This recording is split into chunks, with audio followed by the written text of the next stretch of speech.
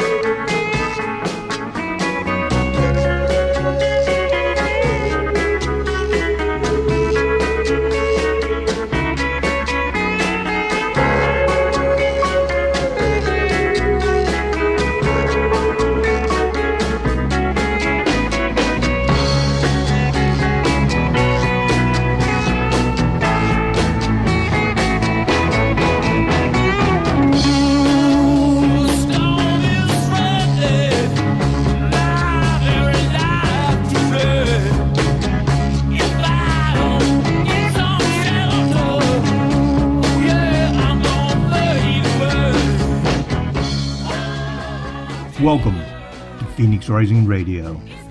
Now is the time to lift your mind higher. Now is the time to rise above. I am your host, Phoenix, and welcome to tonight's broadcast.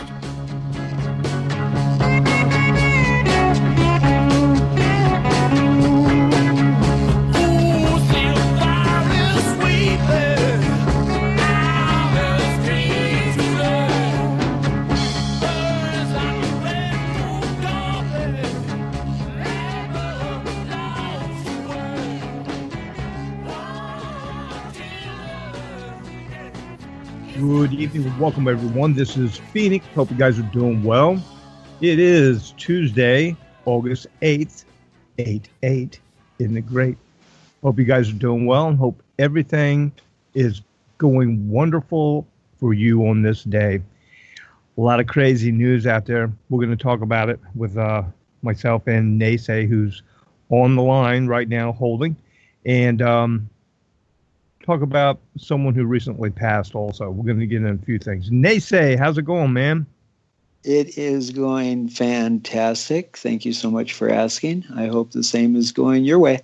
Yep, it's good. All is well. We are both breathing and we're both on this side of the grass. That's a good thing. So it is a good day.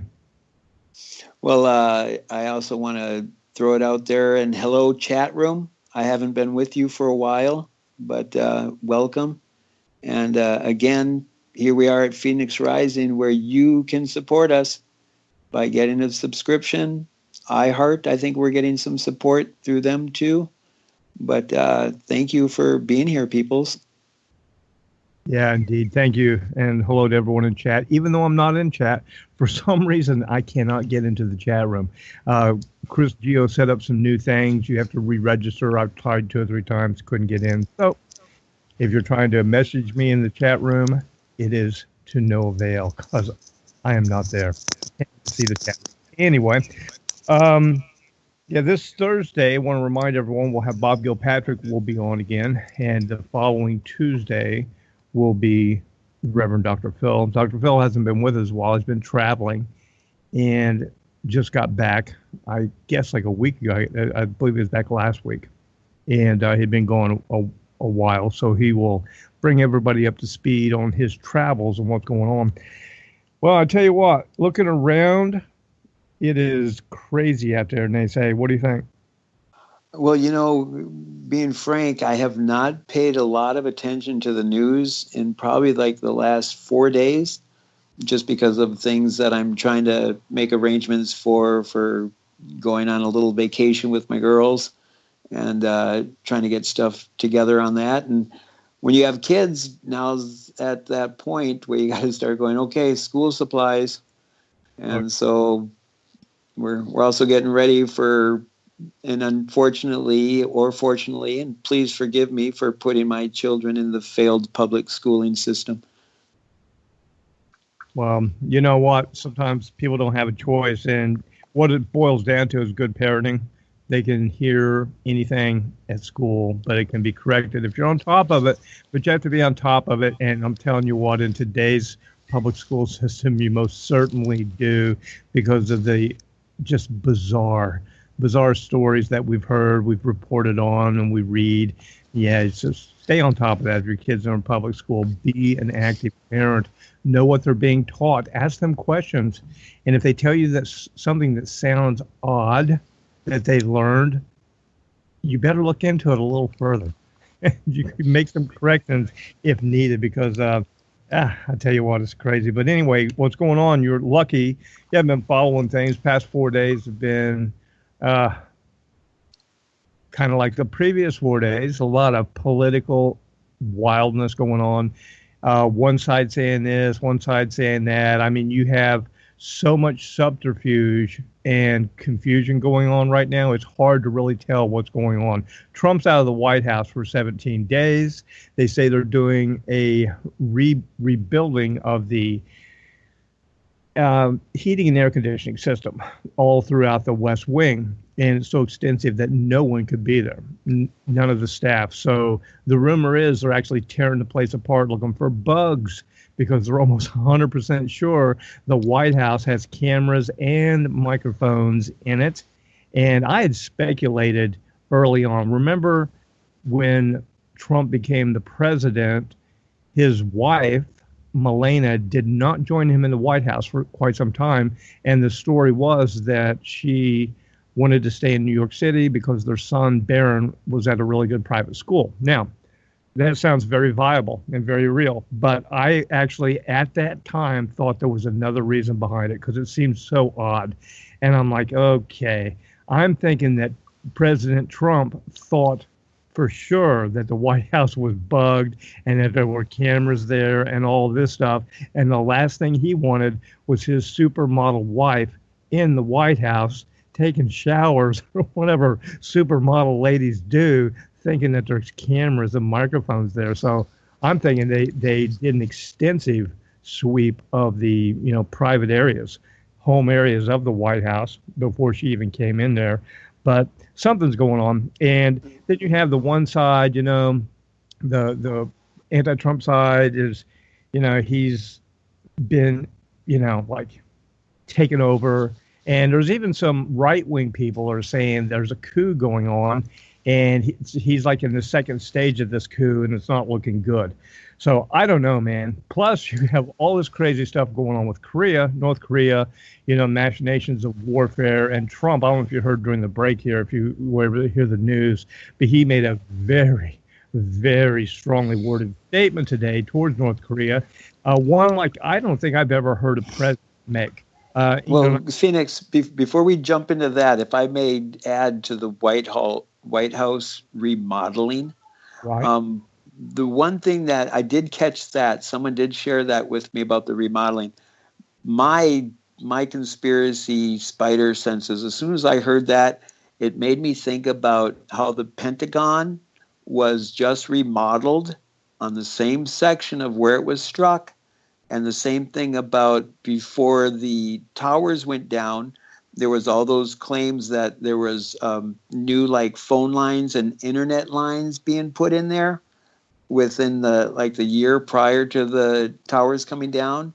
And if you agree with me when I claim that the media, whether it be movies or news or TV or radio or all of that stuff, that they are imitating art. And if you look at a lot of these movies, in the last 5 years, how many times have you seen the White House explode? Oh man, that was like what was it? Olympus Down was one, and what was the name of the other one? Well, it started out with the Aliens movies with what's his name? Fresh Prince of Bel-Air. Independence Day. That was Independence Day. Yes, thank you. I remember that was the first time when they showed the White House. I recall seeing the White House explode, and like you said, that White House Down, I think it was called. Oh, Olympus has fallen. Yes, Olympus has fallen. Yeah, that was code word for the White House had been taken, I guess, from the Secret Service. And there was another one. I can't think of the other one. There was two White House movies where they were attacked. The X-Men? Yeah. The X-Men movie, that one also had the devastation of the... I think that one, if I remembered, they like Magneto picked up a whole stadium and put it around the White House. And then there was some horrific blast or something that occurred. But yeah, and I think this is part of that desensitizing us and starting that, possible look, because at this point of the game, sir, I am never surprised by what I hear anymore. Yeah, I tell you what, one of the most iconic ones that I remember were the White House. They pictured the White House being destroyed was during the movie 2012. And that is where the president stayed there. He stayed in the White House and he knew that it was going to be devastated. And the way it happened was very iconic. It was a tidal wave that came in off the Atlantic. And of all things, it picked up an aircraft carrier. The United States aircraft carrier, complete with F-16s and all the stuff on the deck, and the thing picks up on the wave and turns over upside down and slams down right on the White House. And that was very iconic because what's the big symbol of power of the United States? The aircraft carrier. And the aircraft carrier has been used to subdue, attack, and destroy nations all over the world. And that is a great segue, because we've discussed this before off the air, that what aircraft carrier now is over there around Korea, but one of our oldest that I think it should be decommissioned, and what a wonderful little tool to initiate, as far as a false flag occurrence, if they say, oh, well, Korea decided to take out the, is it the Lincoln? I'm forgetting. I think it was Eisenhower, maybe. Or was it the Kennedy? I can't remember. Maybe it was the Eisenhower, but it was an old nuclear aircraft carrier that it was going to cost billions of dollars to decommission, and it's always been put in very odd areas where it's in harm's way, and a lot of people speculated that would be used. There was this African prophet, I guess you can call him, a guy. I think he's from South Africa, and I can't remember, maybe Kenya. But anyway, this guy goes around and prophesies on different places. He's a Christian prophet. And he gets these visions, these dreams, and he's prompted on them. He actually goes to the cities and goes to the churches and tells them what God showed him. And he has been right many times. He went to New Orleans before Hurricane Katrina, laid out the entire thing, said the entire city was going to be destroyed, said the levees were going to break, it was a massive storm, the whole thing. And it happened. I mean, the way Katrina played out was almost identical what he said. He went to Haiti before the earthquake. He told them that. I think Christchurch down New Zealand. But so he's got a record of going around places. Now, there's some he's done that's nothing happened yet. But one interesting one I remember, and this was from like 2 years ago, he went to South Korea, and he said he had a dream that North Korea attacked South Korea, and the United States was involved, and he saw all kinds of missiles on trucks being fired into South Korea, and all these missiles happening, and he saw missiles flying from North Korea, and they hit an aircraft carrier, a United States aircraft carrier, and it sank. And he said nuclear weapons were involved too. And he said there were going to be many, many people killed. It was going to be a devastating war. And that was like 2-3 years ago that this guy said this. And I'm like, well, that's interesting. And now in the news, this is what Trump said today. You'll probably catch the segment being replayed somewhere. He says, North Korea best not make any more threats to the United States, warned Mr. Trump from his golf course in Bedminster today. He said they will be met with fire and fury like the world has never seen. He has been very threatening beyond a normal statement, Mr. Trump said of North Korean leader Kim Jong-un. He says, I have said they will be met with fire, fury, and frankly, now listen to this, Ney Sey, power the likes of which this world has never seen before. right, I've right never. away it makes. Go ahead. Sorry. No, go ahead. I was going to say it immediately makes me start thinking about the secret weaponry that was being tested during the first Gulf War. And now they call it the crowd control weaponry. But the only difference between with this crowd disbursement weaponry and stuff, all they got to do is flip the switch that bypasses the power increase, and they crank it up more, and then it is lethal weaponry. Oh, yeah. Yeah, definitely. Who knows what they'll use? They have, here's the problem that they have with North Korea, and they have to be ready to overcome this, is all along the DMZ, they have heavy artillery that has the ability to hit Seoul, South Korea, the capital, where there are millions of people living. And most of those launchers and this equipment are in fortified underground fortifications. So they would need to locate each and every one of those underground fortifications and be able to take it out. And there are thousands of them. So before they would be able to do it, if the North Koreans acted, there would be thousands and thousands of artillery shells that hit Seoul, South Korea. Now, think about this too. Battlefield conditions where you have artillery coming in is very bad, but people dig in, they're fighting back. A city, can you imagine a city, a modern city, like any U.S. modern city, it's the way Seoul is, receiving artillery fire, dude? Tall buildings, multi-story buildings, and heavy artillery, howitzer style. Can you imagine what would happen? Well, my thoughts on it is I really do not believe that the only borders between countries are the ones that they conditioned us to believe, that the powers that should not be are playing a huge real time game of risk. And they're using the countries to keep us in distraction. Because when I was, as a veteran and researching the Gulf War illness and getting involved with veterans and what they're doing, one individual I met was telling me, Korean War vet, and he was saying that right down the center of Korea is a river that goes right through the middle and pretty much bisects the whole Korea.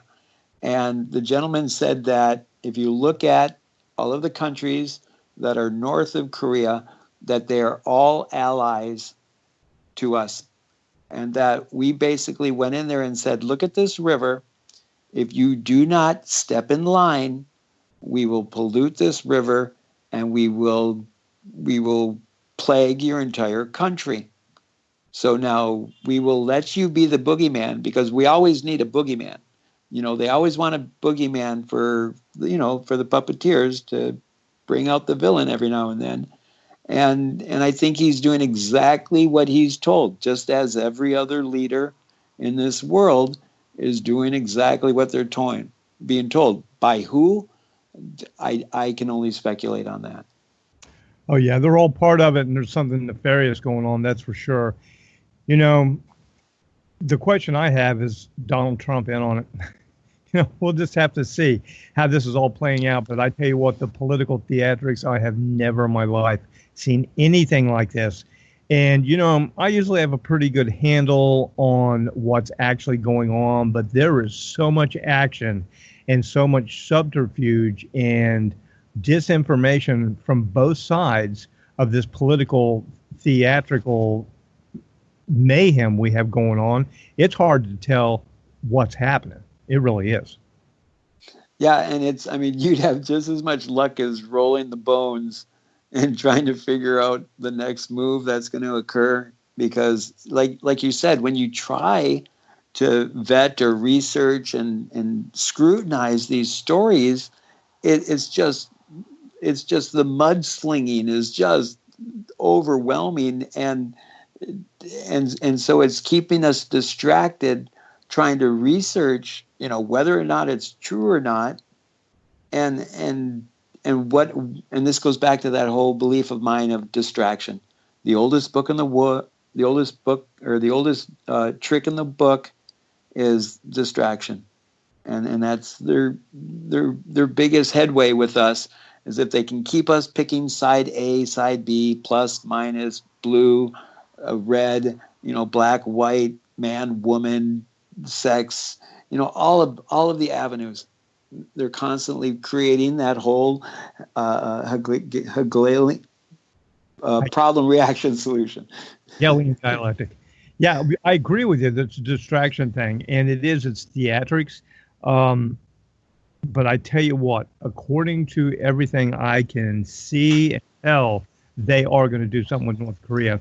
And there's a high degree of probability it'll happen this month, and it could potentially happen around the 21st when the new moon solar eclipse, what they call a Great American Eclipse, is going to happen. We could potentially see some preemptive action by the U.S. then. Yeah, and that actually has kind of pulled my reins in a little bit, because as I've shared with you about, I was looking at going to Devil's Tower in Wyoming to go witness the eclipse occurring. But because I do have that fear, and it bothers me that I let it take control of my actions sometimes, but I do feel a little bit of anxiousness and like maybe I should just stay home. Well, maybe if you go to Devil's Tower, you'll be safe. I don't know.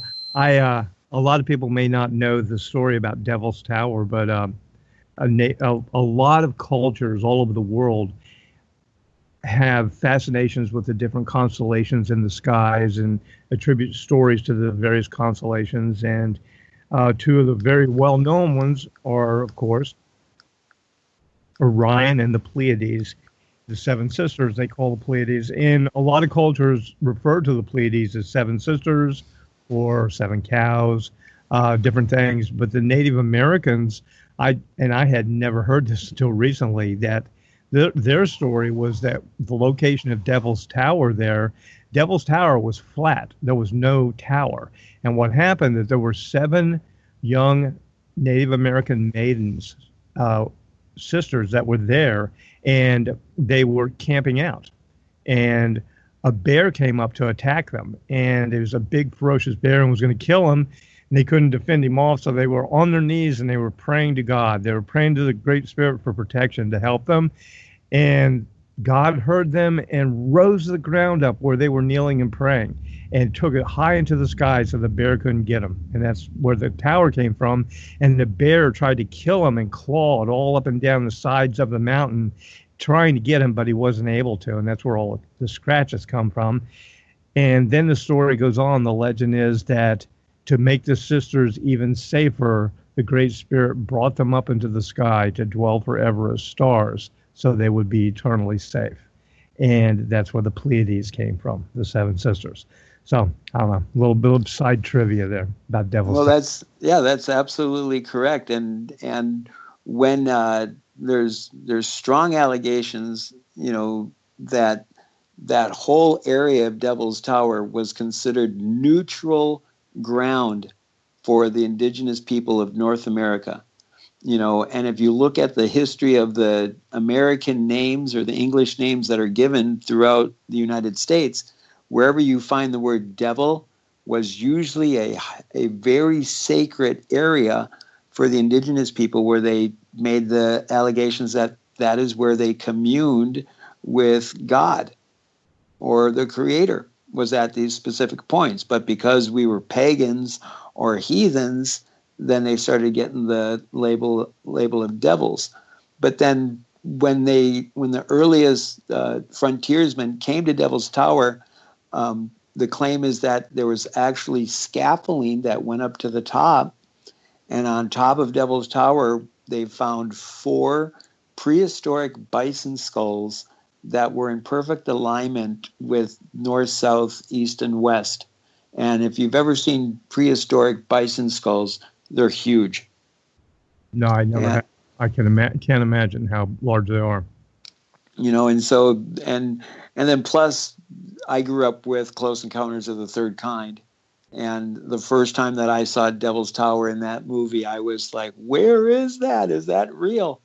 And I have been there before. And I wanted, in my life, I wanted to climb. I used to do rock climbing, and that was one of my bucket list, I guess, is to climb Devil's Tower. And then Close Encounters of the Third Kind comes out, and ironically enough, in the movie, they do this part where they decipher the musical code from the extraterrestrials, and from this decipher comes a location. And the story is that if you type in that location from the screen, it doesn't give you Devil's Tower. It gives you the site, before it was even constructed, of the Denver airport. Weird. That's bizarre. Oh my gosh, yeah, there's something going on with that. You know, there were a lot of things in that movie. Spielberg did that, I guess. And, you know, I have been exposed to some phenomena like that in my life, and I know a lot of people that have also, but there was actually something in that movie that I recognized immediately. Remember when all the stars were flying around and they flew together and formed the Big Dipper, and they all like freaked out and laughed?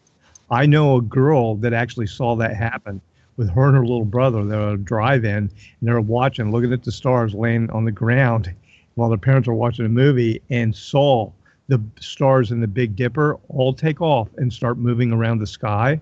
And they flew around for a while and then all came back together and formed the Big Dipper. They jumped up screaming and ran and told their parents. Nobody believed them. So, and this was like, you know, many, many years later, and I'm watching that movie. I'm like, oh my God, I've heard of that before. Anyway, we're rolling up on the break here. We'll talk about this and a few other things when we return from the other side. I tell you what, crazy stuff happening in the world, and I think it's going to get very interesting. We'll go back. We are TFR.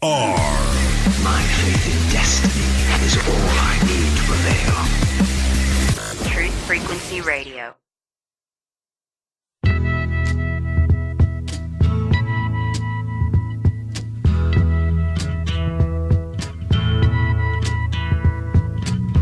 There's something happening here, but what it is ain't exactly clear. There's a man with a gun over there, telling me I got to beware. I think it's time we stop, children. What's that sound? Everybody look what's going down.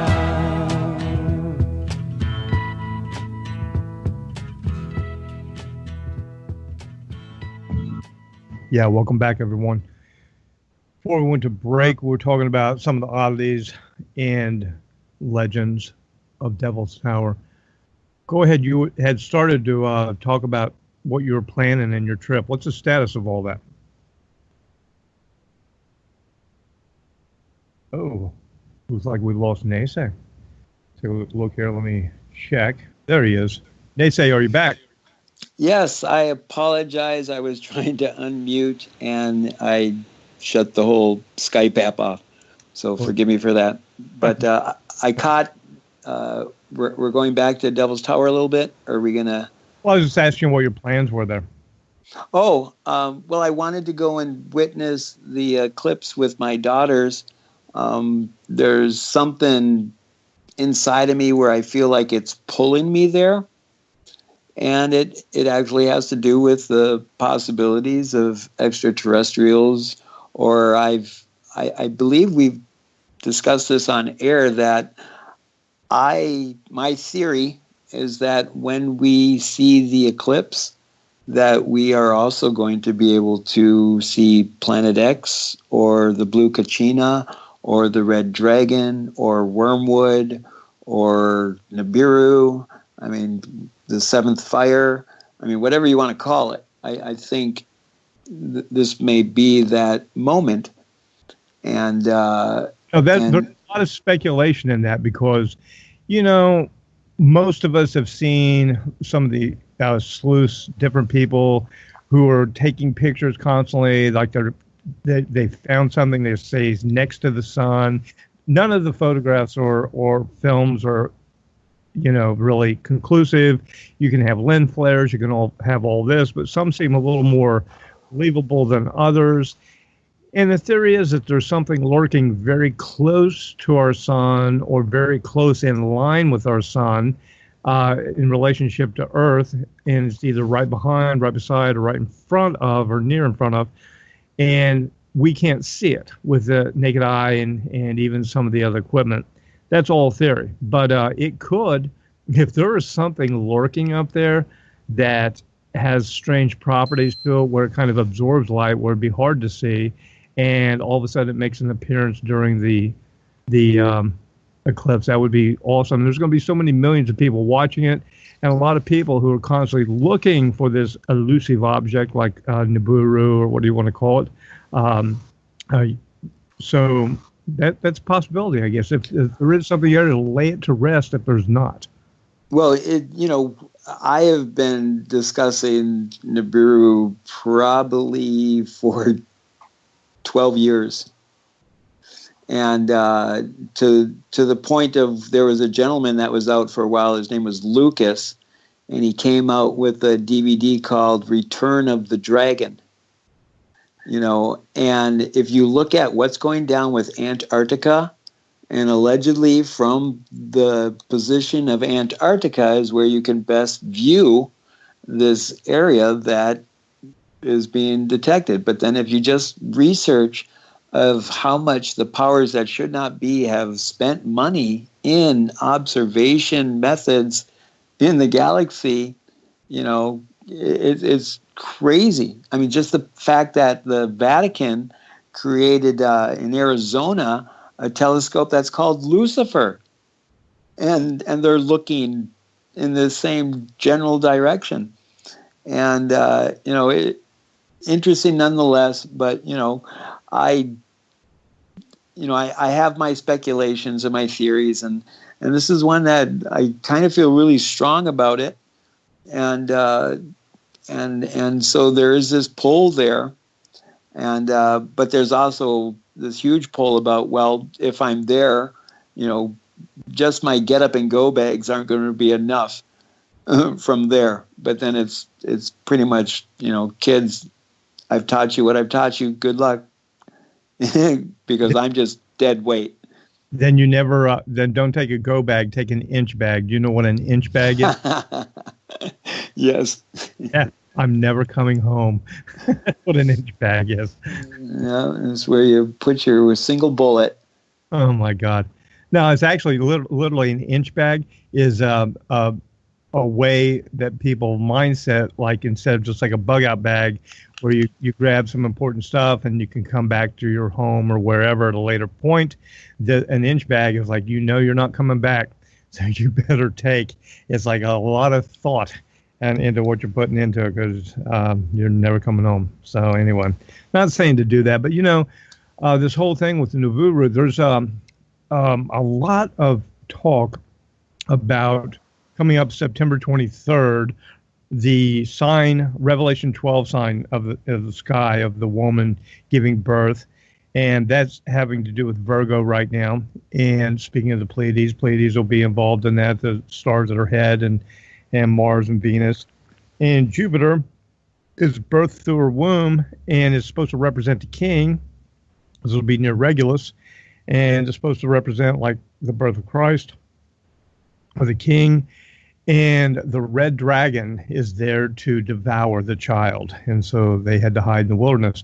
And, that's September 23rd. What if indeed there is something in the sky that the ancients have talked about and has been written about, and they refer to it as a red dragon, which means it would be fiery, of course, red, and maybe serpentine. The thing would like move or something like that. I don't know. Maybe we're on track right here this fall to encounter something celestial that has been written about in prophetic writings by different cultures for generations. Well, you even said it just earlier about everybody's going to be watching this eclipse, and what does it say in the Bible about the second coming of Jesus, where Jesus will be coming from the heavens, that will see the second coming of the heavenly Son?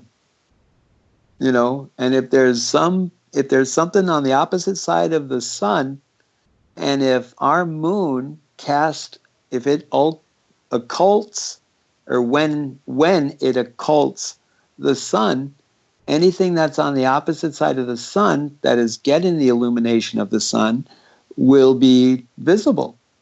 Yes, it will. You know, I had a theory just now. I was talking about the serpentine, the dragon's fiery tail. You know, and all these people like, look, I see something by the sun, and then there's like nothing there, you know, like where? You know, other people look. What if it's an object or a group of objects that's actually traveling and it's heading this direction on a trajectory to intersect with Earth or near Earth? And what if it's not a straight trajectory? What if the ancients, when this thing had cyclically been around before, one of the big notations and the reason they called it the dragon with the dragon's tail, what if the thing moves? I mean, what if it's not following the standard physics of astrophysics that are known? What if this thing's actually like moving in an S pattern? Serpentine, I know it sounds crazy, but my God, there's crazy stuff out there all the time, like pulsars, you know, like two stars that rotate around each other, and just black holes and crazy stuff they find all the time that doesn't make sense. Well, I just listened to the movie Interstellar. I just found it with an audio description to it, and I listened to it, and I nearly shat myself, because there was this part in there. I have been telling people that we shouldn't be calling them black holes because that's two-dimensional. We should be calling them black spheres. And all of a sudden in Interstellar, they start talking about a black hole is actually a sphere, you know, because we're only seeing it from one side. Now, if a black hole is this opening or portal going in, and I think of what would be the portal coming out, well, it would be the opposite of black. It would be white. And what's the white thing that we have in our solar system? The sun. You know, so what if the suns or these stars are actually the exit holes to black spheres?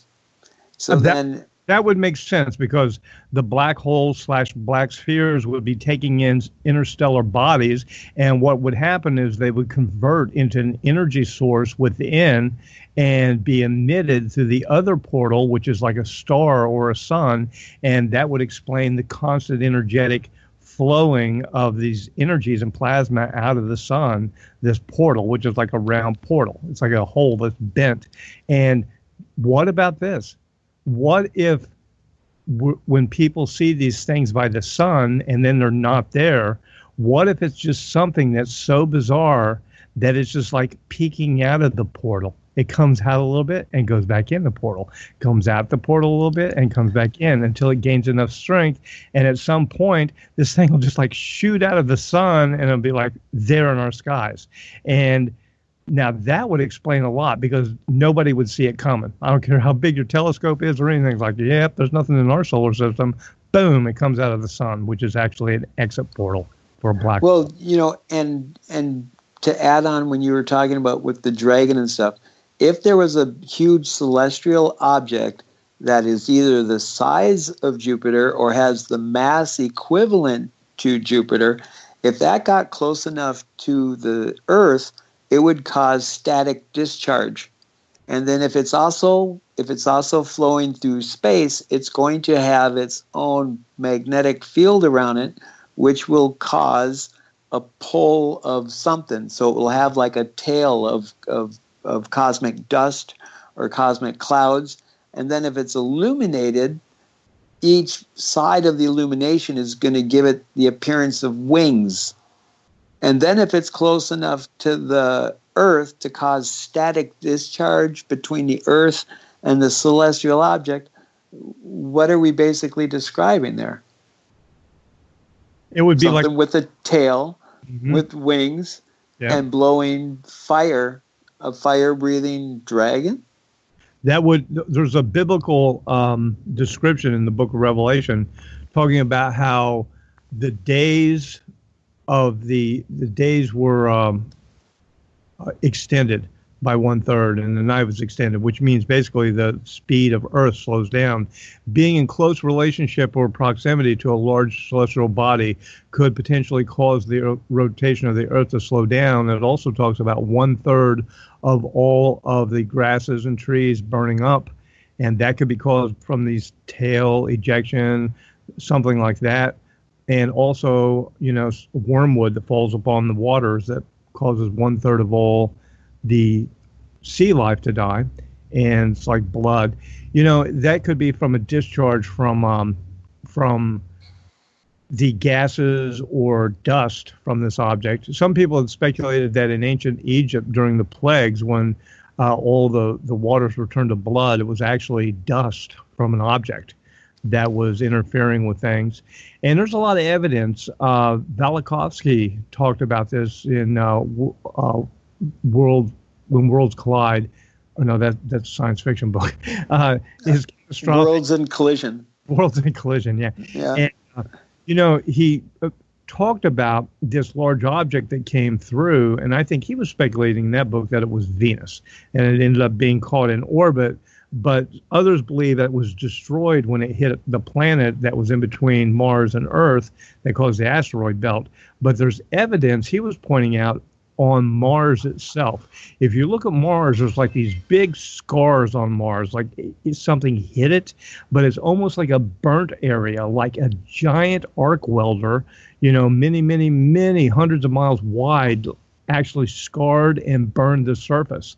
And something like you're describing, this tail, this electrical discharge from an object being in close proximity, possibly caused destruction like that on Mars.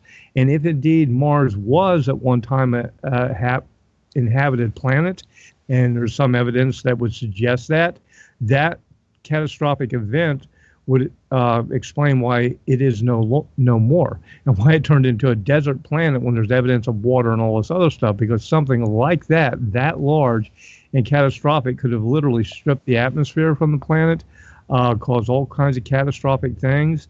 And that was, Velikovsky was saying that Mars is a planet that was once alive and was killed by a rogue heavenly body.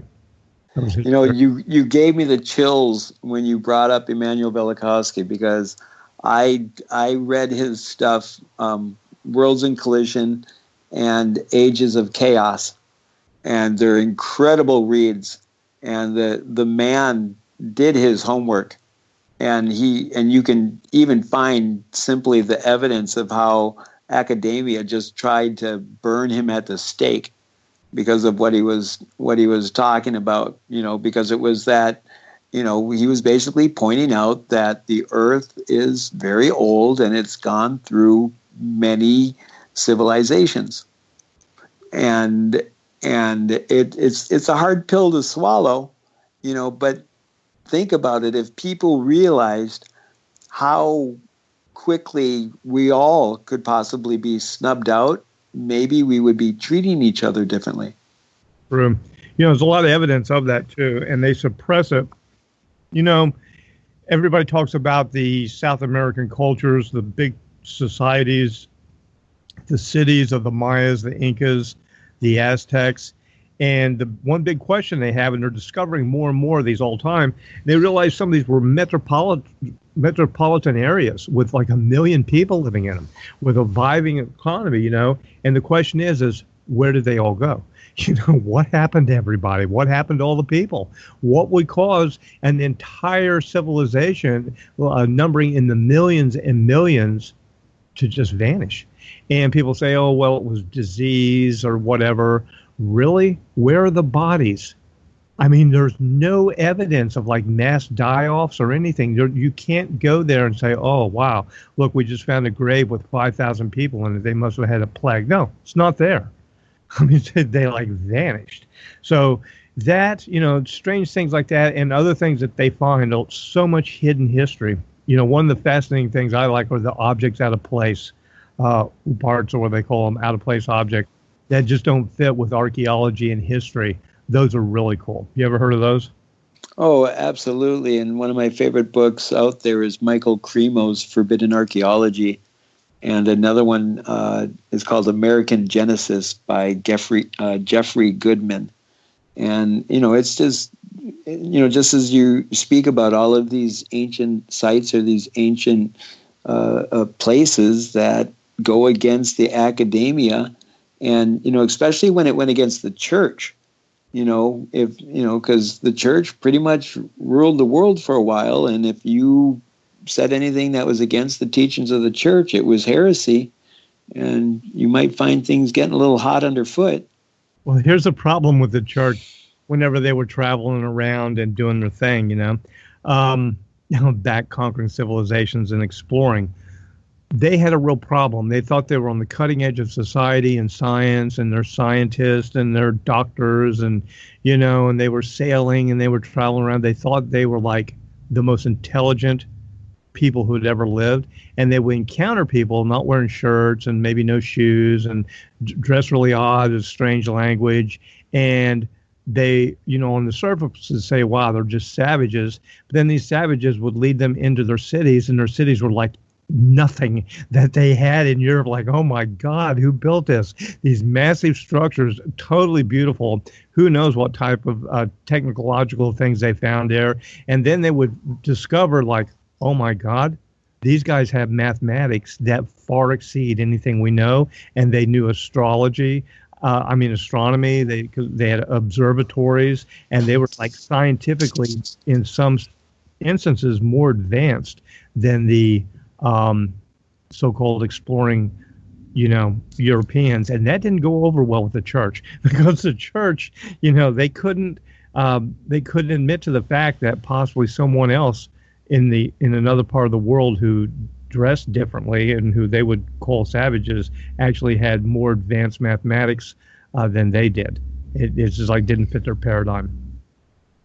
Yeah, just imagine going into the Vatican libraries and getting a few days in there to see what they have of all of the knowledge from around the world. Oh man, I want to go down to the vaults underneath the Vatican, get an MP5, some body armor, get some nods, team, because you don't know what you're going to encounter down there. Get some nice hand wipes and some, hand sanitizer, because you never know if you touch something in there. Anyway, yeah, who knows, man? Crazy stuff. But the stuff that's been hidden from mankind and the history that's been hidden. A funny one that I read, we're talking about objects out of place. It was a family. A man and a woman, like 30 years ago, were out in the desert, out in Arizona or someplace. Oh, was it Arizona? New Mexico. They were in New Mexico. And they came across a piece of petrified wood. It was sticking out of a rock. And the lady's like, oh, wow, look, this is petrified wood. It was like 4 inches long, like a petrified tree branch. They're like, cool. So the rock was small enough. It was maybe, like the size of a basketball. They carried it home. And they had this thing sitting in their house for like 20 years. And one of their kids got really curious, and they didn't really seem to care about it. He's like, I want to see what's in here. And he wanted to see what the other part of the petrified wood looked like. And he dropped it on their concrete driveway a few times until it cracked open. And it was a hammer inside. The piece of petrified wood that was sticking out was a hammer handle. And it was like a hammer, like a sledgehammer inside this petrified stone. And I mean, they've had it analyzed. It's still halfway embedded in it. They've had it in, like nobody can believe it, because this stone is like over 50,000 years old. Right. It's kind of like a crude rudimentary hammer, but it's obvious that it was utilized as a hammer device. Oh, no. And this wasn't crude, man.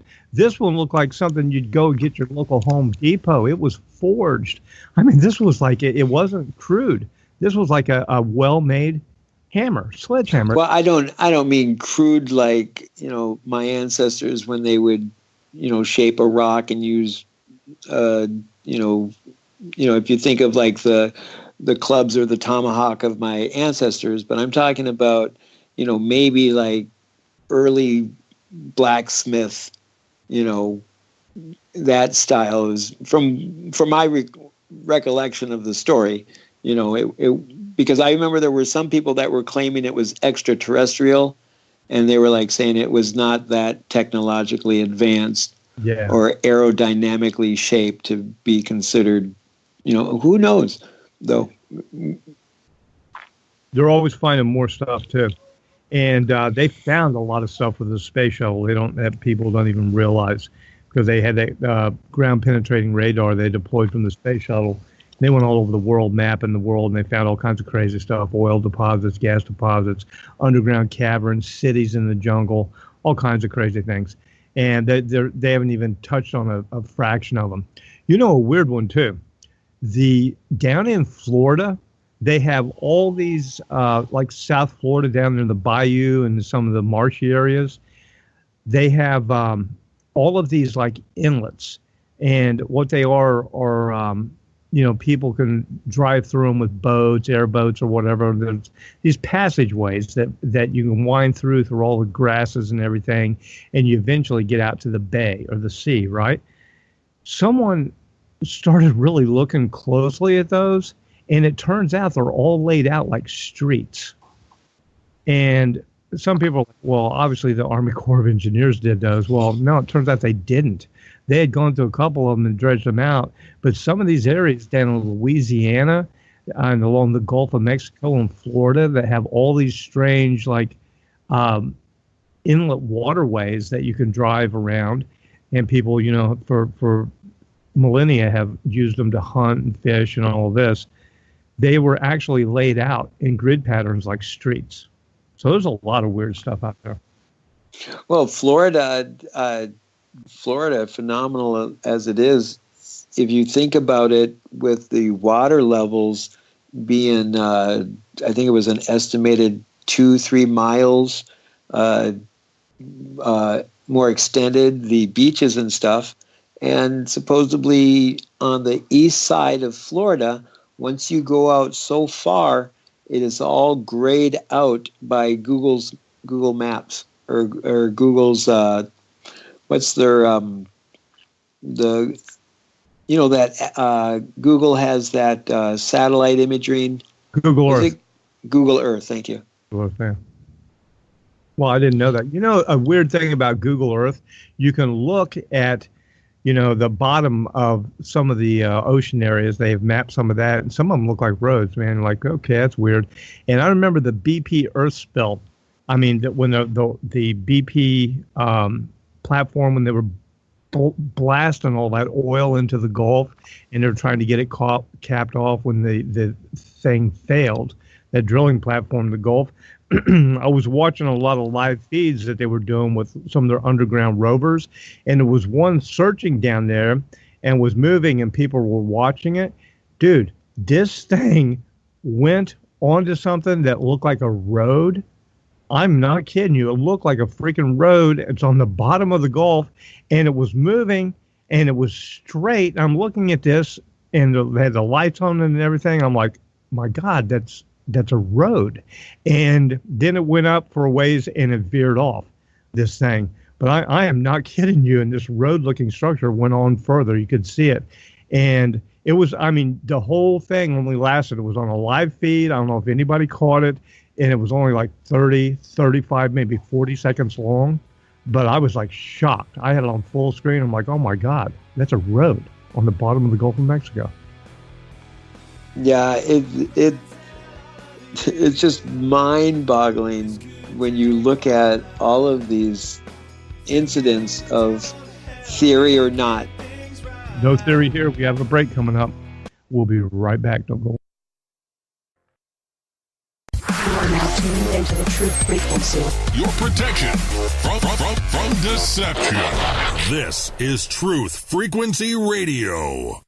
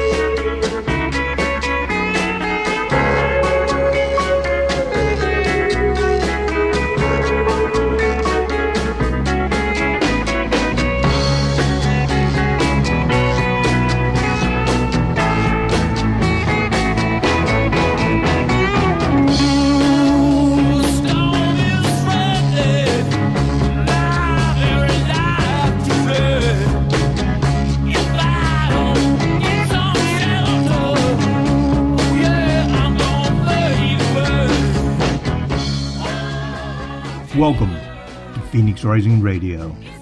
Now is the time to lift your mind higher. Now is the time to rise above. I am your host, Phoenix, and welcome to tonight's broadcast.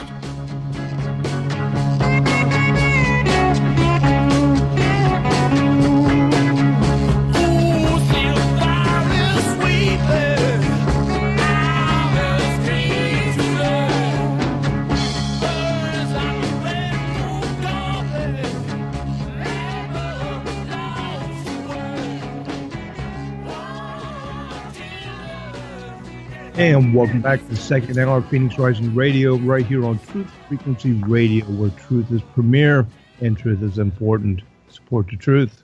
Go to truthfrequencyradio.com and find out how you can be a supporter of the truth. And check out all the really cool things that Christian Sri Geo at Truth Frequency Radio have there for you.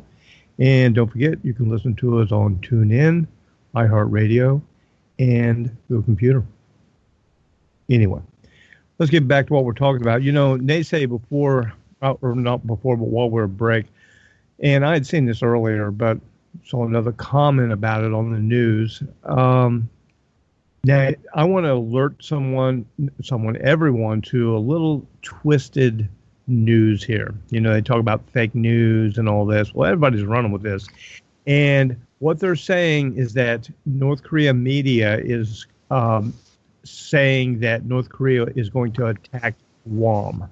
Now, if people aren't aware, Guam is an island where some pretty bad things happen to the people who live there. That's a story on its own right there. But anyway, it's a United States military base where we have strategic bombers and all kinds of high-tech and highly deadly aircraft on Guam. Now, that's within range of North Korean missiles, of course, and all the media is talking about is North Korea says they're going to attack Guam. Now, that's not what North Korea is saying. I'm not defending North Korea. Don't say Phoenix is defending North Korea. This is the truth. I'm trying to clarify here. What North Korea media said was that they have a plan that they will put forward in the coming days where they were going to launch missiles. North Korea has been testing all their missiles. They said they're going to be launching ballistic missiles in the direction of Guam and basically on the left side, the right side, in front of it to show that they could effectively reach Guam. And they were going to drop these missiles like near Guam. That's what they said. But what's happening, all the media, they are running with this saying that North Korea is saying they're going to attack Guam. So I just wanted to put that out there for a clarifier. Again, I am not defending or saying anything good about North Korea. I'm just trying to put the truth out there because there's a spin on it, if you haven't noticed. Anyway, on the show. Yeah, and during the break, just a quick one on the whole Korea thing. No matter what country you're in, if you are killing humane beings, I'm not on your side. And I've said this before on our show that I feel guilty because my tax dollars, every time I go and make a purchase, there's state and federal taxes that are taken out of each purchase that we make that is going to make weapons of mass destruction and bullets and all of this stuff that are killing people around the world right now. And so I'm not cool with it. I'm not okay with it. I've in my 50 years of being around, I've just had enough death. It's hard enough for people to die naturally and deal with that than to throw on the horrificness of war and dealing with those kind of deaths.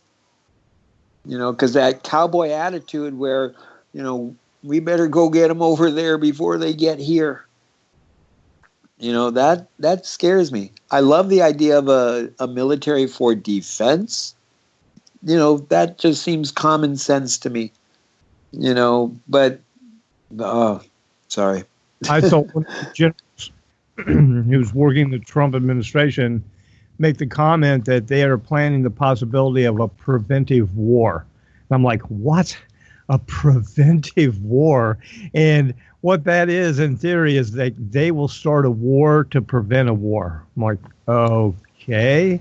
Yeah, that's some pretty creative language there, sir. Well, not cabinet member, but the guy who's running the White House now, isn't he an ex-general? Oh yeah.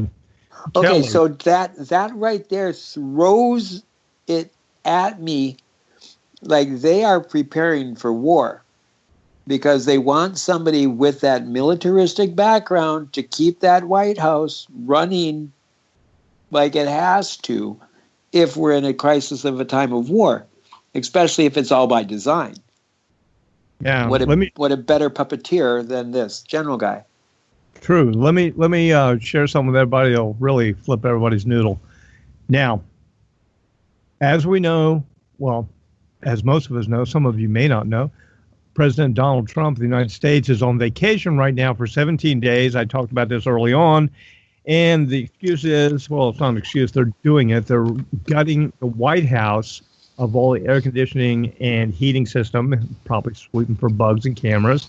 And because the work is so extensive, they say nobody who works at the White House can even be there. Okay? So none of them are there. Also, Congress and Senate are on vacation right now. So none of them are there. Okay? So they basically vacated. Now, here's the thing, and you have to think about this from a military standpoint. If you were to go to war with a nuclear power, a power with missiles, a power with the ability to lob nuclear weapons, where do you think one of the targets, prime targets, would be for that power that you're attacking? It would be Washington, D.C. Now, if that were the case, and you were looking at a situation where you're going to go toe-to-toe with another nuclear power, the last place you would want the president, his cabinet, his staff, Congress, and Senate to be would be in Washington, D.C., because that'll be a prime target. And lo and behold, we're talking about all of these provocative things against North Korea, who is a nuclear power. Right now, they estimate they may have 60 or more nuclear weapons. And they have the missiles and all this. And we're making all these provocative statements and bolstering our defenses and sending ships and everything else there, while entire Washington has been vacated. So I would say the next 17 days, there's a high probability that something may happen. And until they got that situation under control with that nuclear power, and let's just call it what it is, North Korea, I think Washington would pretty much stay vacated from the Congress and Senate, all the staff, and the president, vice president. Just a theory. And, and as we throw out these theories, and what a wonderful segue, I have been taking time to go and listen to one of the granddaddies of conspiracy theorists and conspiracy fact revealers. And it was just a recent loss within the last week. On August 2nd, we lost Jim Mars. And if you go and take a listen to his last 6 months of what his rhetoric has been, there's part of me, even today, listening to one interview where I surprisingly was thinking like they must have said, we need to shut him up. Because he was 73 or 74 years old. And when you get up to that age, you get to a point of where, it doesn't really bother you much anymore what comes out of your mouth. Oh, yeah. And he was coming out with some hard new facts and evidence of people that are still alive involved with the Kennedy assassination, and also with Russia and Trump and Hillary. And so as an individual myself that has been involved with this truth movement, there are times when people sometimes send you emails or plain manila folders with stuff in them that comes to the point of, I don't know if I want to have this kind of information, or I don't know if I want to talk about this information, but then it gets into that hard struggle with who's more in the wrong, the person doing the wrong or the person witnessing the wrong. And I can't remember the wonderful cliche about, that these tyrannical governments will continue on as long as we don't do something about it. And someone who's been doing about it was Jim Marrs. Yeah, I got his stats here. He was 73. And let's see. Jim was born December 5th, 1943 in Fort Worth, Texas. He died August 2nd, 2017, age of 73. He died of a heart attack. And he was actually on dialysis at home. And they had put some issues out about his health early on. So, yeah, he was pretty amazing. Crossfire was one of his books, The Plot That Killed Kennedy. And he had basically said, he thought that Kennedy was killed because the Attorney General of Kennedy went after organized crime and the mafia, plus his nuclear test treaty ban and a few other things. But I think the big reason was because he wanted to get rid of the Federal Reserve. And he had actually started the United States Treasury printing constitutional money again. And they'd actually put out $5 bills from the United States Treasury, non-Federal Reserve notes. And some people say that was the reason he was killed. But it was multiple things, I'm sure. Now, here's a weird thing. Here is the weird thing. A lot of people are saying the same energetic that happened when Kennedy was assassinated, astrologically, that's coming up again with this eclipse on the 21st. It's like the bringer down of kings and leaders, of assassination. And that's the same energetic that was going on while Kennedy was assassinated. And also, when Hiroshima was bombed, same energetic. So we got a lot of weird parallels going on here, because a lot of people have compared Trump to Kennedy because he was, Trump's trying to change a lot of things really fast and hard, and the deep state is in opposition. And some people say, they hope he doesn't end up like Kennedy. But with Jim Marrs, I found him early on in the whole, as I was looking for answers with Gulf War illness in the late 90s, and like you said, his book Crossfire, which eventually was the movie JFK with Kevin Costner. And then one of the most purchased books that I have went through is his Ruled by Secrecy.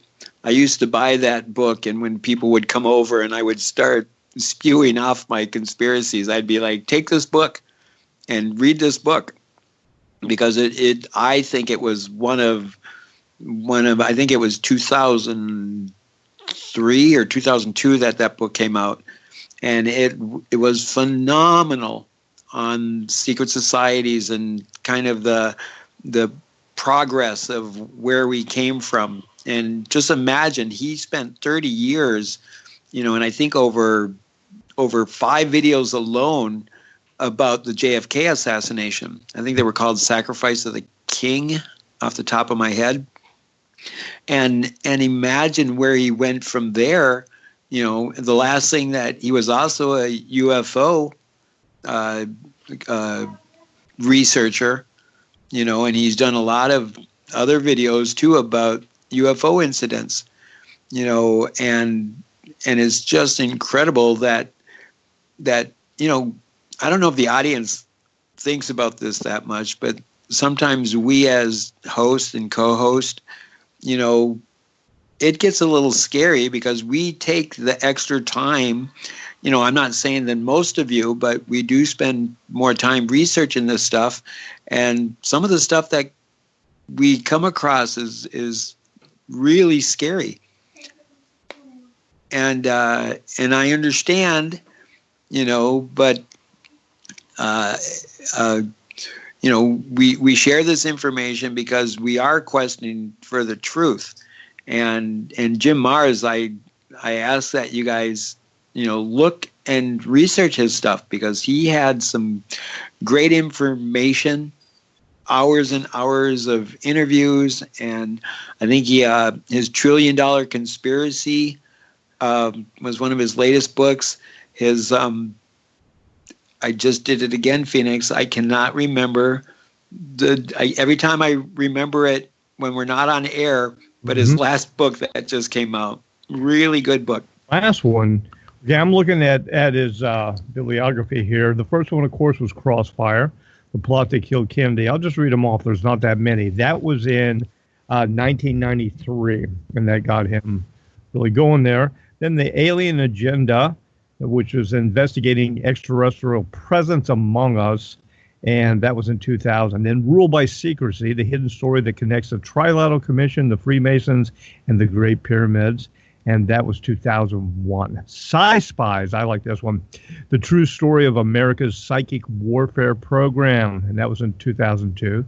Inside Job, Unmasking the 9/11 Conspiracies, that was in 2004. Then Rise of the Fourth Reich and the Secret Societies That Threatened to Take Over America, that was in 2008.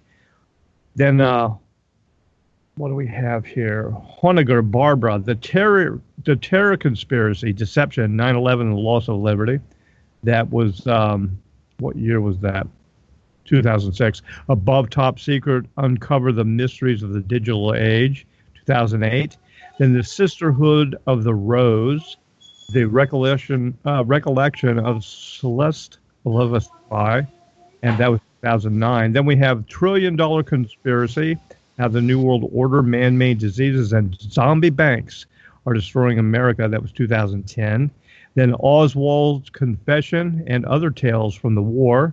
That was 2016. He did that in Create Space independently. Very cool. Then he has Our Occulted History. Do the Global Elite Conceal Ancient Aliens? 2013. Then he had Population Control, How Corporate Owners Are Killing Us, and that was 2015. And then the very last book he did, Ney Sey, was The Illuminati, the secret society that hijacked the world, and that was in 2017. That just came out.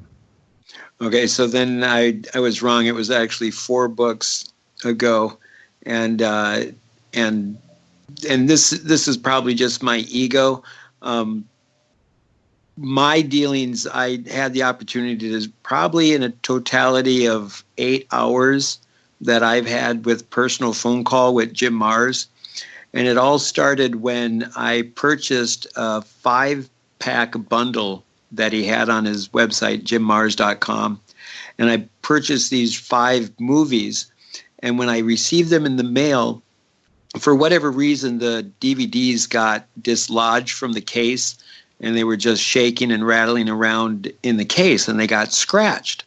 And 3 movies out of 5, I was a little upset about it. And so I called the number up, and I gave my complaint, and I think it was within like 2 hours, I get a phone call, and it's like, yeah, Kevin Shore's there. And, the Jim Marrs voice, and right in my head, right away, it clicked like, oh my God, this is Jim Marrs. And I'm like, this is he. And he's like, yeah, this is Jim Marrs. You got a problem with my DVDs?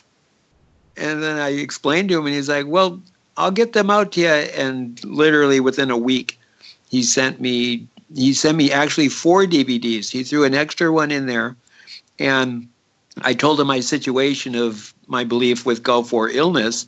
And right away, it was like, right away I'm thinking I'm not worthy, but it was just incredible to share, this knowledge that I had about Gulf War illness, and having him validate these things to me, because, a lot of times I'm questioning my own sanity, because the government is, saying there's no such thing as Gulf War illness. And Jim Marrs, one of my heroes in the truth movement world, is validating my thoughts. And then it got to the point of where we had a couple other conversations, and I do claim his latest rhetoric when he shares about Native Americans, that I would like to believe that I influence him a lot because, as most of you have come to find out, that when I start squawking, usually at some point I'll bring up the fact that I'm Native American.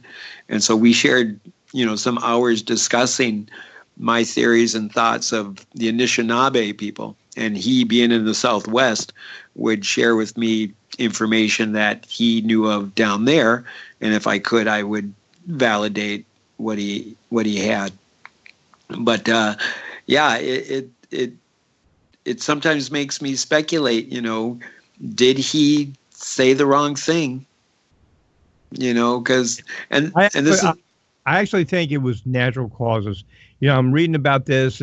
He was on kidney dialysis. He was 73 years old. I'm sure he's had his issues, though, because there's no way, especially because he was part of Scholars for 9/11 Truth. He was a member of that. And he used to actually teach a class. He taught a class at University of Texas at Arlington, the assassination of John F. Kennedy. Can you believe that? They actually had that class at University of Texas that he taught. So, I bet he did have his run-ins, and I'm sure he had a couple face-to-face encounters and some weird stuff, because he touched upon a lot of weird stuff, weird things, touchy things, way back before people were really doing it. Because, as well as I do, there are stories out there of people who came out early and in the truth movement, and man, they were eaten alive. They were destroyed, some of these people, by the powers that shouldn't be. Well, on an interview that I was listening to with him, he brought up the fact that, in the mid-'60s, he knew of, because he was a journalist. He was working in journalism in Texas. I think it was Dallas. And he knew of the CIA when 70 to 80% of the American population in the mid-'60s didn't really know of the CIA. And look where we've come from there. The latest right now in our generation, or just previous, before 2000, I rarely ever heard anybody talking about the NSA. And now in the last 10 years, on all of these new movies, all of a sudden it's like, who's the bad guy or who's the bad government agency? They throw out the NSA acronym. Well, see, here's the thing. That's the truth. And like you were saying, many people didn't know about the CIA. Here, I've got one for you, and for our listeners, in the most recent theatrical situation we have going on, the politics in the United States, with the Trump thing and the unmasking and all this, they commonly and often cite 17 different United States federal intelligence agencies had this information. I got a question for you. Can you name 17 intelligence agencies of the United States government? I mean, I can list the FBI, CIA, NSA, and... Well, I would say ABC, NBC, CNN, Fox News. Yeah, but seriously, they keep these things, the most secret intelligence agencies and the ones with the most authority and power you'll never hear of. Fact. Well, and then the oldest, which even gives me the woolies of, like in Harry Potter, he who shall not be named, of all of the agencies with the most power, Secret Service. They're the oldest. Yeah. Well, created during Lincoln. Yeah, they were interesting. They were tagged to protect the president, and also the Secret Service deals with counterfeiting. Did you know that? They're actual. They were tasked with protecting the U.S. currency, and a lot of people don't realize that job with the Secret Service. Yeah, I wonder about that. The Secret Service, man. I knew. No, I don't know that. I don't know that they have anything to do with money, and I don't take any time to research that they have anything to do with money. Yeah, that was one of their primary reasons they were started. And I don't know, a lot of funny business, though, a lot of secrets that go on, and I can't imagine the non-disclosure power that looms over these guys, the men and women of the Secret Service. because the things they see and hear, I'm telling you, because they almost become like fixtures. And some of the things that have been reported that aren't supposed to be reported by the Secret Service have come out about some of the administrations are shocking. And what happens is they just get used to them, and they feel like they have all this power over them, and they're almost like subhuman. I mean, not all presidents, some presidents and their spouses.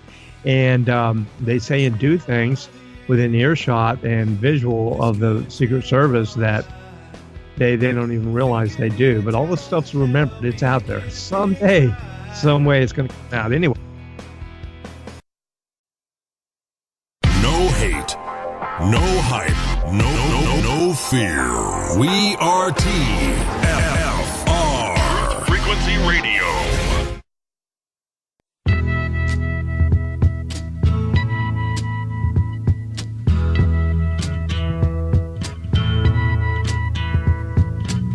There's something happening here, but what it is ain't exactly clear.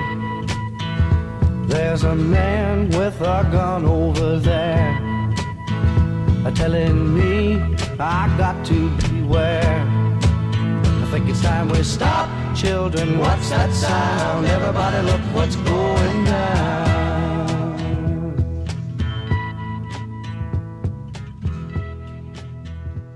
And welcome back. Last segment here this evening, Phoenix Rising Radio. Talking about a lot of stuff this evening. There's a lot going on, a lot to be aware of. We just had the lunar eclipse yesterday. It was visible in Asia and across Europe, all those areas. It was a full moon lunar eclipse, and today is the 8th of August, 8/8, which is considered the Lion's Gate, or it's also called the Day Out of Time. And it's also a very important day for the Chinese and different Oriental peoples. They consider it a very lucky day. The Olympics that the Chinese hosted, as a matter of fact, back in 2008, they specifically started them on August 8th at 8 p.m., 8 minutes after, 8/8/8/8, because it was the most luckiest time they could do so. So today has a lot of significance, and we're rolling up 2 weeks. We're going to be having the Great American Eclipse, they call it. It's going to pass, the shadow will pass all the way from Oregon and Seattle all the way down in an arc across the United States to Georgia and across the New Madrid Fault, etc. What will we see? Will there be something seen in the sky? Will something happen? Well, there's been a lot of portents of this. A lot of people have been talking, and I have been telling everyone it's very important, this time period we're in right now, this very day leading up to that, and this entire time, it's very important to say no to fear. Don't be fearful, and to set your intentions and know that good things are coming to you, and don't go towards the fear. It's very important during this next couple weeks and always that we stay positive and on the right side of all this. What say you, Ney Sey? I say I second that motion. What the motion? Well, it definitely is a motion that is needed for people to move towards, if that will save my grace of speaking. But it's interesting when you're talking of these signs again.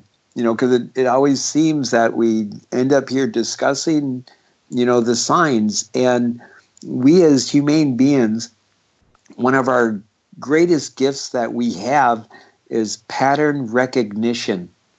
Why do you think at an early age, when they do their generalized testing in schools, there's always that horrible area where they're like, complete the pattern? And you would see these patterns of numbers or symbols or circles or colors, and you would have to guess the next one in sequence. And I do believe that they keep track of those kids that scored super high on those. Because once you recognize the pattern, then you can more or less prophesize what is going to occur in your future. Yeah, that's historical replication that I used to talk about in the matrix of information that I use here at Phoenix Rising Radio. I don't know if you ever heard me talk about this. And they say the matrix of information is a method of determining what will happen in the near time and possibly future. And what that is I use the basis of the structure, which is shaped like a pyramid, as truth and factual information that you can build upon, information you can print out, known factual things. That's the base. Then the lesser amount is something called historical replication, which is what you're talking about. We look at patterns, we say, has this ever happened before? If so, what was the outcome then? If so, what's the probability the same outcome or different outcome will occur this time? And that is what you're talking about, these patterns. And then, of course, the remainder of the matrix of information, the point, which is the lesser part, is the other or the unknown. And those are things like prophetic writings, historical things, dreams, rumors, even astrology, things that you can't, solidify, but they have proven historically that they have had accuracy in the past, but you give them lesser mass, which is why it's the smallest or the point. And you put all that together and you can theorize on potential outcome. But, looking at all of this and these patterns, like you're saying, we have seen in the past, historically, some very, very big things that have happened with eclipses. Warfare, the beginning of warfare, the portents. A lot of ancient people saw it as a portent. As a matter of fact, in the Bible, in the Old Testament, there was a prophet named Jonah. And most people have heard the story of Jonah, who was swallowed by a fish, or the whale. It says a fish in the Bible. And what happened was God told Jonah, you need to go to Nineveh and prophesy that if they don't repent, they'll be destroyed. And Jonah was like, yeah, I really don't want to do this. So he jumped on a boat and he was leaving. He was like running from God. And the boat ran into trouble and rough seas, and the people in the boat knew that it was because of this guy, so they threw him overboard. And they thought, if we get rid of this guy, we'll be safe. And he was swallowed by a creature, a fish, some people say a whale, and then spit up 3 days later on a beach. And he realized, like, okay, I got to do this. So he went to Nineveh, and he prophesied that it was going to be destroyed, and nobody would repent. And what happened was God sent an eclipse, a total eclipse of the sun that went over. And the people saw this, and it was after 40 days they had been there, and they repented. But anyway, Nineveh, if people aren't aware of this, is Mosul, Iraq. Mosul, Iraq has been in the news. That's where ISIS was just defeated. And here we go, the very place where there was a total eclipse of the sun when Jonah was there, and he was going to destroy the place by God's portent. Here it is, back in the news right before the great American eclipse. Yeah. And, when we discuss these things, and I apologize if it is adding to people's fear, and I don't mean to do that, but it's good to be aware, because when we can face those fears and have an attitude, that's where it keeps us in a point of making the right choice. If we get overcome by fear, then that interrupts with our decision making. And when you're trying to manifest good attitude towards your fears and stuff, I think there's this guy, Phoenix, who just came out with a new book that can now be purchased. Did I just hear these promos, Mr. Phoenix? Not for my book. What were the promos for my book? I didn't know. I thought I heard a promo. Really? For your book. Huh. I didn't even hear it. Who did it? Did Lucky do it? Or was that an old show I was listening to? Maybe you didn't have a new release, because nah, I haven't put a book out in a few years. Well, no, last year I put a book out last year, and that was the 3 Keys to Heaven. But yeah, yep. It's all about your attitude, belief, and holding your desire in your heart and knowing that you know that you've received it and feeling it. You got to feel it. That's what this all means. And see, I had to describe like this. Some of these portals that we've entered into here, like this eclipse that's coming up, it's like an energetic portal for everybody. It's almost like a judgment time, a time of karma. And there are gatekeepers at these portals. We get to these energetic points, and there are gatekeepers. And what these gatekeepers are things like fear. Because what's happening, you have these archonic energies, these demonic energies that do not want you, mankind, to evolve higher and to live in a higher state. So you will actually run into these gatekeepers, these energetics that will be basically like fears. And what it'll be, you'll run into feelings and emotions like, oh, this is all BS. None of this is true. Or you can't actually do this. This is not the way the world works. It's going to turn out like this bad way. Or, oh, you'll see something and it won't be definitive. And instead of hoping for the best, this gatekeeper will say, oh, no, you know it's going to be like this. And it'll have some fearful outcome. And that is where you have to man or woman up and bring out the warrior inside you and say, oh, no. It's not going to be that bad way. It's going to be a good way. So says I, and I know it. You got to stand your ground energetically and spiritually. You got to do this. Everybody does.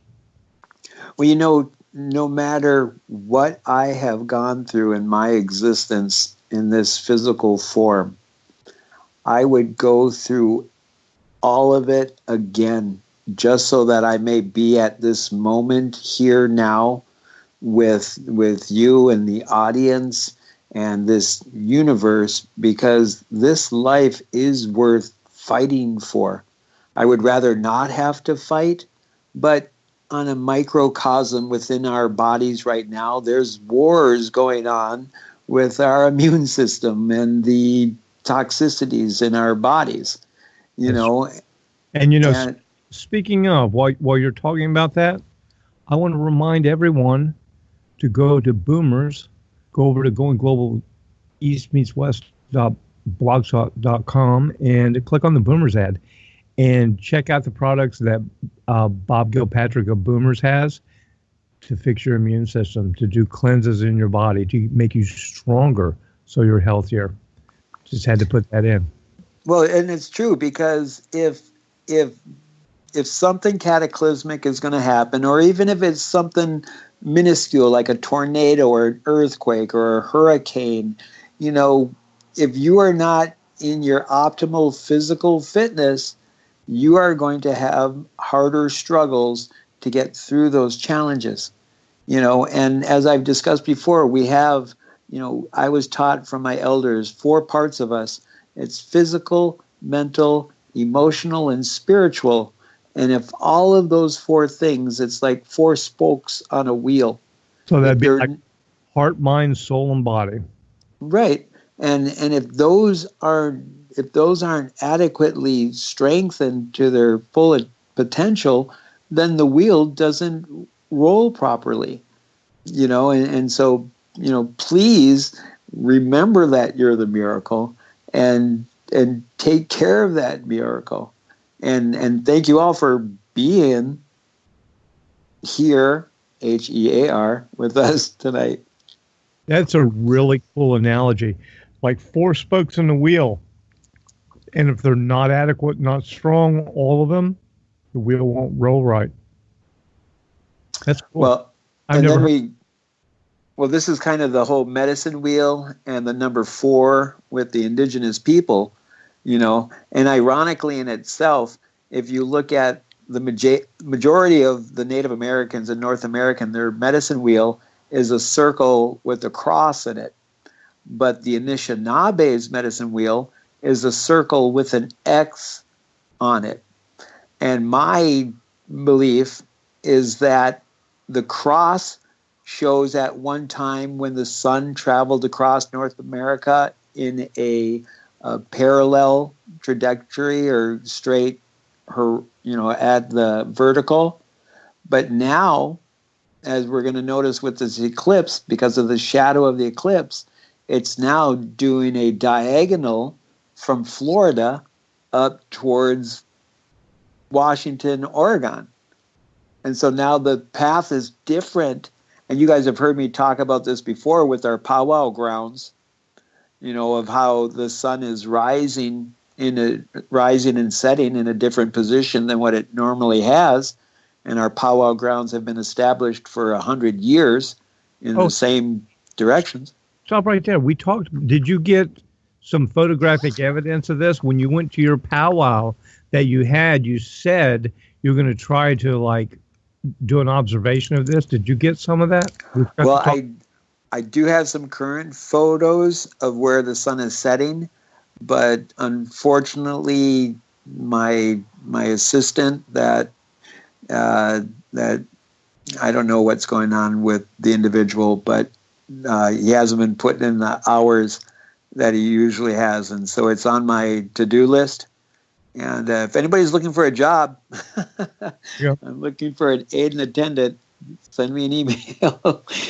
But what's your email? Serious, what's your email? Well, it's all one word, the megaphone man @gmail.com. Please, no government officials need not apply. Tomorrow morning, 2 people are going to apply. They're going to roll up in a black SUV, black suits, black socks, little black hats, skinny black ties. And the minute. Well, and I would never know because they could be saying that they're in their whole Rasta outfit or something. And right, that's right. It'd be perfect. The men in black. Oh man, oh that's crazy. Yeah. But back to that whole teaching of the cross and the X, and then if you overlap the two of them, then we're getting into sacred geometry and the 8 spokes, and this goes back to the sundial and where you have the circle with the cross and the X, and then when you have your post in the center, it is a sundial. And as I'm saying this a lot tonight, as I stated before, I strongly encourage people to start timing the sunrise and the sunset, because right now I think we're already at 13 hours of daylight or less, and this should, we shouldn't be getting 13 hours until I think now we are at that cusp where we're at 13 hours, but I think it's less than that already. And the equinox is equal daylight and equal nighttime, and that's 12 hours. 22nd of September. Well, that's what the calendar says it's going to be, but does the Earth and the Sun follow man's Gregorian calendar?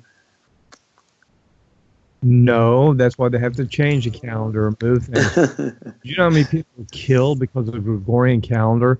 That was the other thing. We were talking about the church earlier, and that's a little too much math for you guys. White people out or astronomy. The calendar system too. They forced the Gregorian calendar upon societies that operated off the sun and the stars and the moon, primarily the lunar calendar. And that was totally taboo. They would not allow that. So totally took things out of the natural cycle. Wars were waged because of this, and people were killed because they wouldn't accept the Gregorian calendar. Well, I mean, it's sad when the powers that shouldn't be, when they push us to convert or assimilate and we don't, then, wasn't it George Bush who said, if you ain't with us, you're with the terrorist? And I believe what he said was, if you're not with us, you're against us, something like that. Right. Oh, absolutely. Yes. You are against us. That's a pretty broad statement right there. It's okay. I mean, really. And that's some tough choices. I think we're going to see some of that again. We're getting some of those energetics, NeSe, that may be coming up in the next couple of weeks. And that's another reason why people have to be positive, because we may see some crazy freaking things, because these people, I was talking about historical replication. You were talking about patterns.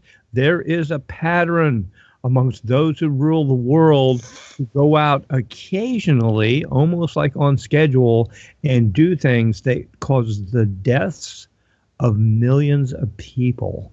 And they usually try to do it, away from their house, but they're kind of overdue for some of that. I don't know what it is, ritualistic sacrifice. They think they're playing God, reduce population, or it's just the weird financial model that's been set up for centuries. Wars mean money. So I don't know, dude, but I don't know. Well, Go ahead. When we're talking about these challenges and we're talking about the darkness or the evil or the bad, as I'm sitting here blind in my darkness, not only is it harder to find the light, it's absolutely necessary to find the light, because if you get overcome with that darkness, that's the same of getting wrapped up in that fear. And in my own world, being here with you guys, this brings me light. And if I may add to it, finding the light, my daughter contacted me today, and I haven't talked to her in 5 years. Wow. And talk about the sun illuminating and doing major corona ejecta. This brings so much joy into my world, that it gives that reason of why we need to continue on here. So take those opportunities to find those ones you love and try to love somebody new, because there's a lot of people out there that are feeling unloved. Yeah.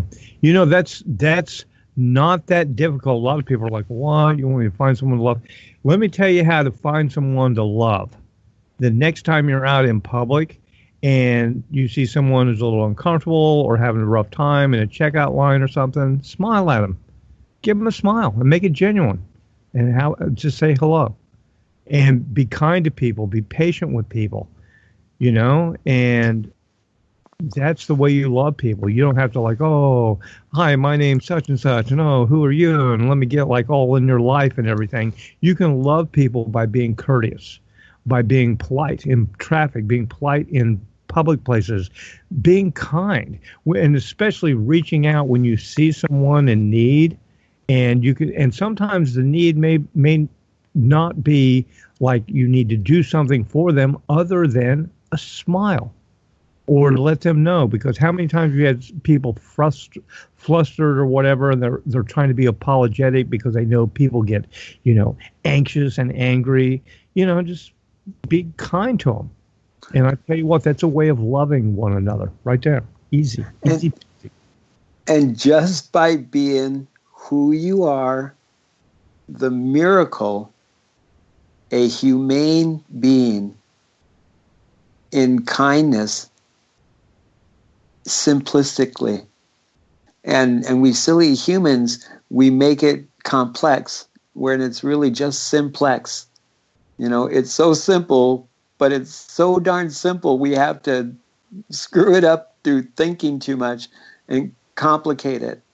But just being a humane being and respecting everything, and to throw a little bit of love on top of that respect, we can change. Change is inevitable. We can make the choice to be a positive change by being humane beings again. That is so true. And I tell you what, that takes bravery. That takes strength. That takes courage. And everybody can do that. You can exhibit that courage.